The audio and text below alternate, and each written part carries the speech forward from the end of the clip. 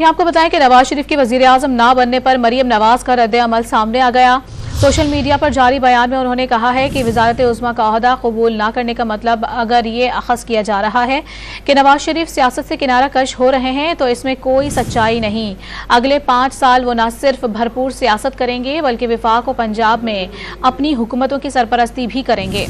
नवाज शरीफ की तीनों हुकूमतों में आवाम ने वाज़ेह अक्सरियत दी थी और ये बात वो इंतखाबी तकारीर में भी वाज़ेह कर चुके हैं कि वो किसी मखलूत हुकूमत का हिस्सा नहीं बनेंगे।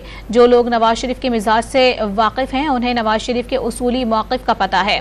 शहबाज शरीफ और मैं उनके सिपाही हैं, उनके हुक्म के पाबंद हैं और उनकी सरबराही और निगरानी में काम करेंगे। तो आपको बता रहे हैं कि नवाज शरीफ के वज़ीर आज़म ना बनने पर मरियम नवाज का भी ये रद्द अमल सामने आ गया है और उन्होंने रद्द अमल देते हुए कहा है कि वज़ारत उज़्मा का ओहदा कबूल न करने का मतलब अगर ये अखज़ किया जा रहा है कि नवाज शरीफ सियासत से किनारा कश हो रहे हैं तो उसमें कोई सच्चाई नहीं है। सोशल मीडिया पर उनका ये भी बताना था कि अगले 5 साल वो न सिर्फ भरपूर सियासत करेंगे बल्कि वफाक व पंजाब में अपनी हुकूमतों की सरपरस्ती भी करेंगे। नवाज शरीफ की तीनों हुकूमतों में अवाम ने वाज़ेह अक्सरियत दी थी और ये बात वो इंतखाबी तकारीर में वाज़ेह तौर पर कर चुके हैं। वो किसी मखलूत हुकूमत का हिस्सा नहीं बनेंगे।